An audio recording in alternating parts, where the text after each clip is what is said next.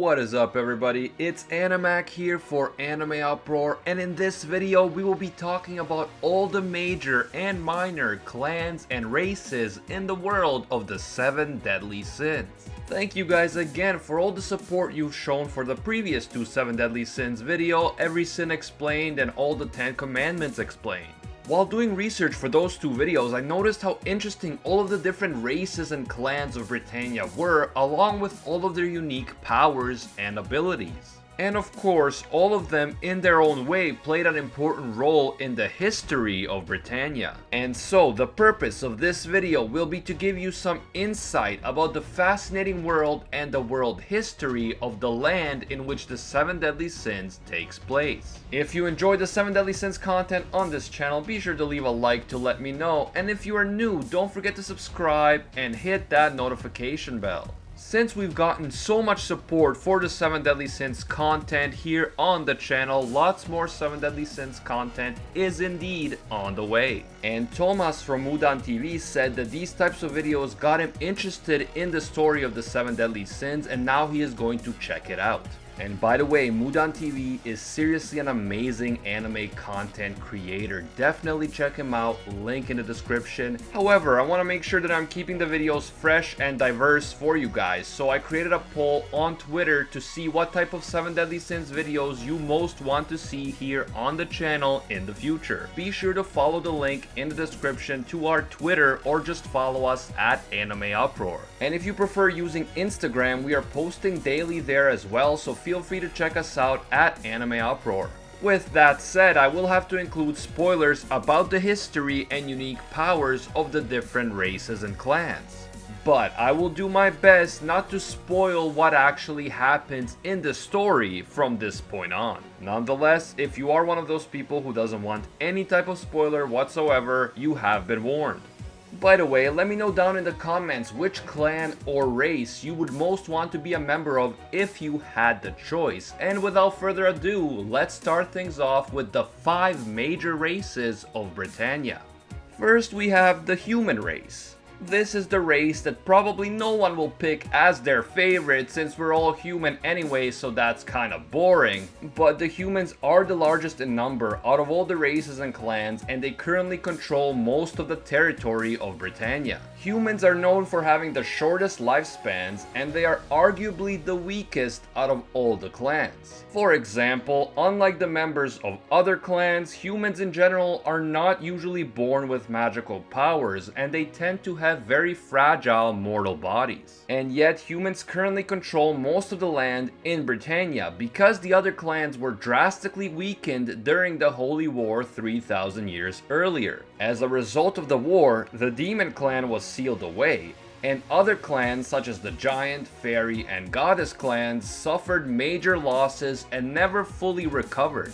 As a result, the non-human clans and races tend to live in small secluded areas, such as the Fairies, who live in the Fairy King's forest. And because of this, humans are free to rule over the rest of Britannia largely unimpeded, at least at the beginning of the story. Although most humans are weak compared to members of the other clans, there are exceptions to this. The Holy Knights are humans who trained and developed their abilities, including the ability to use some forms of magic, to such an extent that they now possess powers far above those of any average human. And it is said that one Holy Knight can defeat an entire army on his or her own. However, if we look at the actual power levels of most Holy Knights, it is more accurate to say that a Holy Knight is stronger than a few dozen ordinary men, but not an entire army. Other exceptions include humans like Escanor, who began manifesting an incredible power at some point during his youth, and he is now considered one of the most powerful characters in the entire series despite being a human. There are also characters like Bon, who was human at one point but became immortal after drinking from the Fountain of Youth. Because humans are defined by their mortality, frailty, and short lifespan, after he became immortal, Bon technically stopped being a human in the traditional sense. Then we have the Giant clan. Most members of the Giant clan look nearly identical to humans, but they are much larger in size and they have a lot more power. They are believed to be the oldest clan to have inhabited the land of Britannia, and they are known for their incredible physical strength and strict warrior mentality. The Giant clan places great value on fighting and the warrior way of life, and the leader of the Giant clan is chosen based on which of the warriors is the strongest and can defeat the rest in battle. In the Holy War that took place 3,000 years ago, the Giant clan fought alongside the Goddess, Fairy, and Human clans against the demons. However, an important figure in the history of the Giants, Droll, is actually a member of the 10 Commandments and was sealed away alongside the other demons inside the Coffin of Eternal Darkness. Droll is a legendary giant who is credited with inventing the sacred dance of the giants, but after being defeated in battle by Zeldris, the leader of the 10 Commandments, Droll decided to join the 10 Commandments and he became the Commandment of Patience. Despite being a giant, Droll differs from the average giant in appearance because his skin is blue and he has 4 arms instead of 2. Nevertheless, he is believed to be the strongest giant that we have come across so far in the story. On top of suffering losses during the last Holy War, because they are famous for being such fierce warriors, giants have often been hired as mercenaries, and they have been sent to fight in various wars between human kingdoms throughout history. This has led to the Giant clan losing a lot of its members, so that now there are only a few members of the Giant clan left alive. Giants live much longer than humans, and they also have a special ability called creation, which allows them to control and manipulate the earth. Much like the earthbenders from Avatar: The Last Airbender, giants can use the earth to form great and powerful weapons that they can then use against their enemies. The most well-known member of the Giant clan to us is of course Diane, one of the members of the 7 deadly sins. But along with Diane and Droll of the 10 Commandments, we will also meet more giants as the story goes on. Moving on to the Fairy clan. Like the Giant clan, the Fairy clan fought against the Demon clan during the Holy War. And also like the Giants, one of the Fairy clan's strongest and most important members became one of the 10 Commandments. In the case of the Fairies, Gloxinia, the first Fairy King, joined the 10 Commandments. As a result, Gloxinia was sealed inside the Coffin of Eternal Darkness along with the other demons over 3,000 years ago. In general, members of the fairy race have a childlike appearance, pointy ears, and wings. Although some fairies do not grow wings until much later in life, and this includes both King and Elaine, who are considered late bloomers as far as wings are concerned. Fairies are closely connected to nature, and with the power of the sacred tree, fairies have the ability to control nature, as King does when he uses his spirit spear Chastafol. The fairies lived peacefully inside the Fairy King's forest for thousands of years. And at one point King, the grisly Sin of Sloth, served as the Fairy King and ruler of the forest until he left the forest in search for his best friend Helbram. And when he did this, he handed off the duty to protect the forest to his sister Elaine. 20 years before the beginning of the story, Bon had entered the Fairy King's forest in search of the Fountain of Youth, and there he met and fell in love with Elaine. However, the forest was suddenly attacked and destroyed by a red demon. Bon managed to survive because Elaine made him drink from the Fountain of Youth and turned him into an immortal. But Elaine herself was killed and the forest was destroyed. Before she died, Elaine gave Bon a seed that he could use to restore the forest, and some years later he did just that. He created a new Fairy King's forest where the fairies gather, and where they consider Bon to be the true Fairy King since he restored the forest while King, who should have been the rightful king, abandoned it. However, the true Fairy King must be chosen directly by the sacred tree rather than by the fairies themselves. In terms of abilities, fairies can fly or levitate, and they live much longer than humans, between 1,000 and 1,500 years. Fairies never get sick, they don't need a lot of sleep, and their bodies do not decompose even after death. Fairies have the ability to transform their bodies to look like humans, as we've seen both King and Helbram do.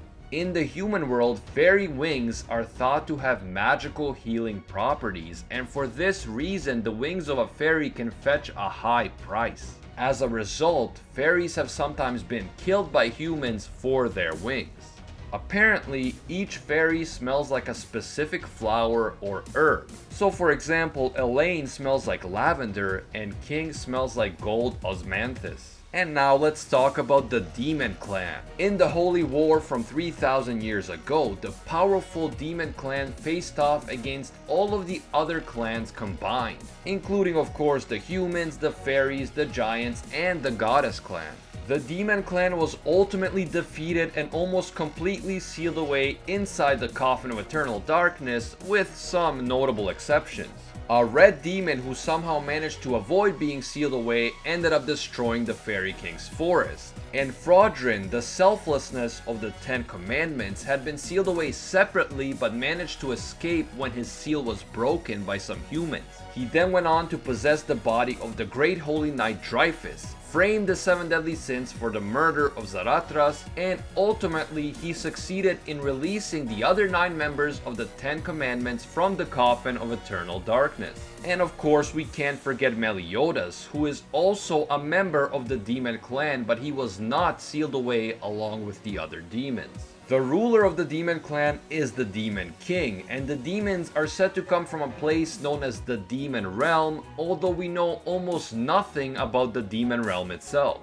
The Demon King is the most powerful demon and the father of Meliodas, as well as Estarossa and Zeldris of the 10 Commandments. At one point, the Demon King took half of his power and split it up into 10 pieces, then gave each piece to one elite demon warrior in the form of a commandment.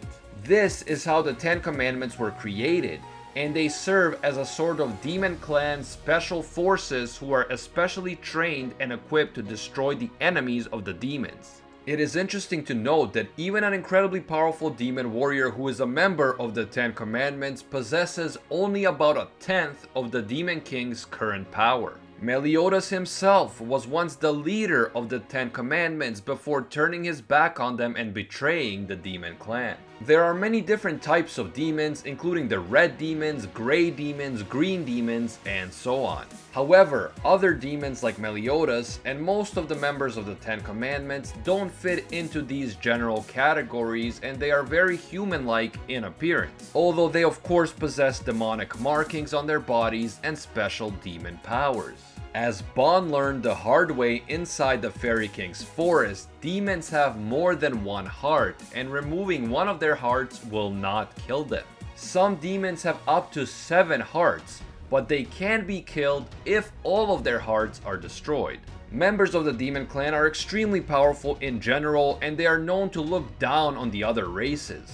In fact, demons see humans as especially weak and pitiful, and they are known to feed on the souls of humans in order to replenish their magical powers. A demon's power is believed to be even greater at night than it is during the day.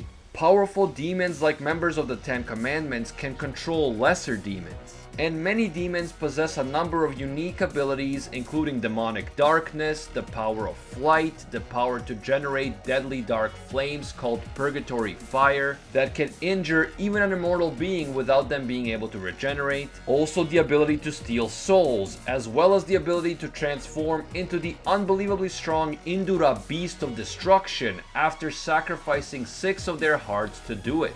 There's also the ability to regenerate, and so on. In the past, humans, like the new generation Holy Knights, have consumed the blood of demons in order to increase their own power. However, not all humans can handle ingesting demon blood, and those who are unable to handle it end up exploding. And finally, we have the Goddess Clan. The final major race in the world of the 7 deadly sins is the Goddess Clan. As ancient rivals of the demons, they fought together with the other races against the Demon Clan during the Holy War. Although the Goddess Clan was on the winning side of the Holy War, they suffered tremendous losses. And in order to seal away the Demon Clan, members of the Goddess Clan had to sacrifice their ability to maintain a physical form. In the present time, they can possess inanimate objects such as a sword, and they can use the body of another living being as a vessel, but they cannot take a physical form of their own. The goddess clan is mostly made up of female beings, but like the demon clan and their 10 commandments, the goddesses also have their own special elite force known as the 4 archangels. The 4 archangels are powerful angelic figures who, unlike the other members of the goddess clan, appear to be male. Members of the goddess clan can be distinguished by their large angel wings, and their appearance was clearly inspired by the angels of the Bible. Members of the goddess clan are known for a number of unique abilities, including the power to heal, the ability to fly, and the ability to purge and destroy dark souls such as the souls of demons. In general, the goddess clan possesses a variety of abilities that are especially effective in fighting against demons. And now let's move on to the minor races, the groups that are either subcategories of one of the larger races or clans, or groups that don't fit into any of the other categories mentioned but are relatively few in numbers, so they are not considered a major force in the world of the 7 deadly sins. First up, we have the Beastmen. No, not those guys, this guy.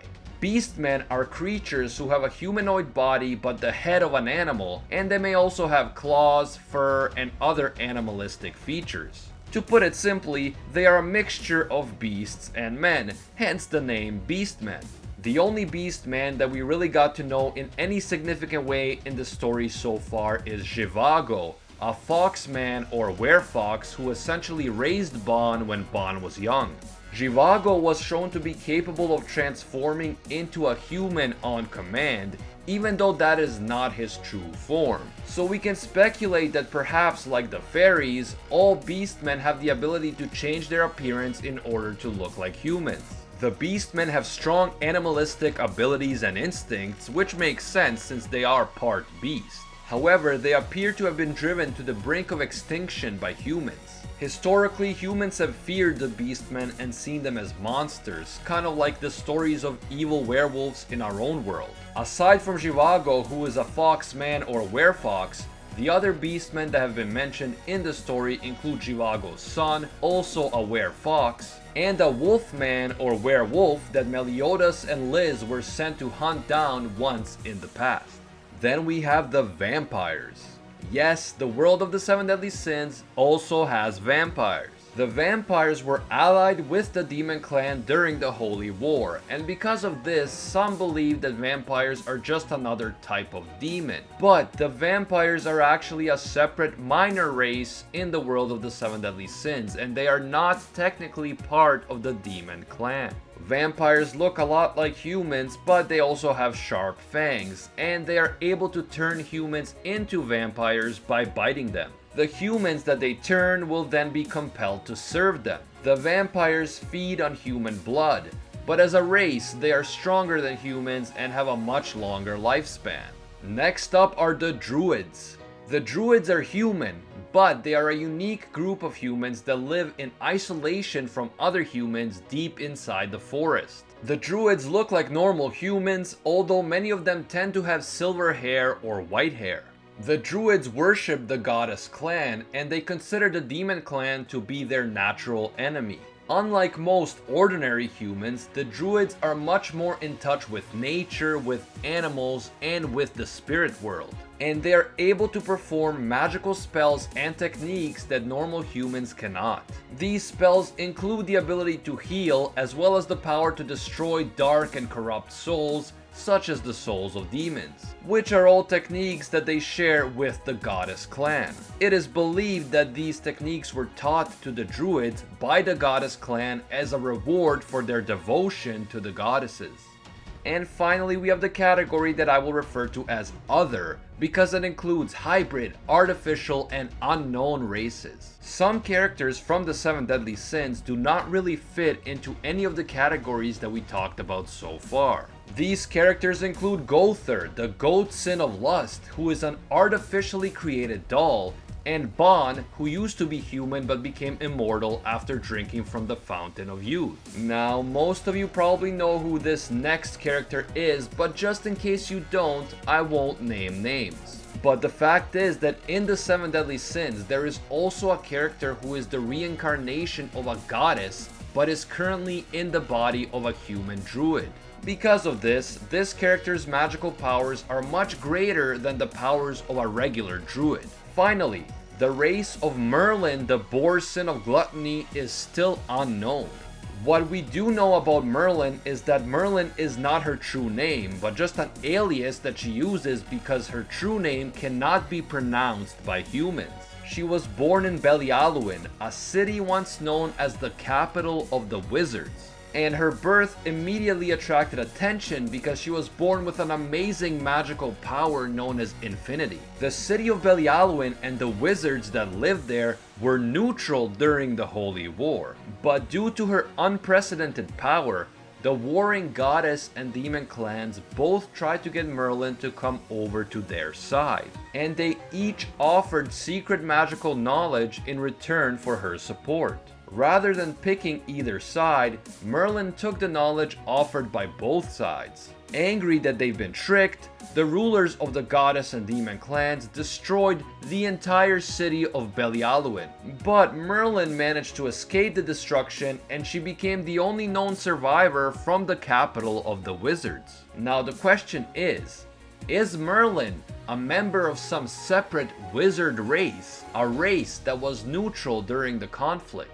And that is why her name cannot be pronounced by humans, because she is not human but a member of this wizard race. Perhaps after the destruction of Belialuin, this wizard race was virtually destroyed along with the city. And that explains why we don't know more about them. They are essentially a lost and forgotten race. That's one option, but perhaps Merlin is just a really special human or druid that was born with an incredible power, kind of like Escanor. Or maybe Merlin is somehow a mix of different powerful races, or something else entirely.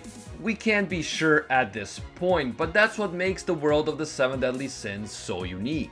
There are so many different and interesting races and clans, and yet there are still a ton of mysteries and unknowns surrounding all of them. Let me know down in the comments what you think Merlin's true race is, and also don't forget to let me know which race or clan you would want to be a part of if you had the choice. If you enjoyed the 7 Deadly Sins content on this channel, be sure to leave a like to let me know, and if you are new, don't forget to subscribe and hit that notification bell. Make sure you vote in the Twitter poll for what type of 7 Deadly Sins content you want to see on this channel in the future. You can follow us on Twitter and Instagram at Anime Uproar. As always, thank you all so much for watching. Your support really does mean a lot. And until next time, see ya, Space Cowboys.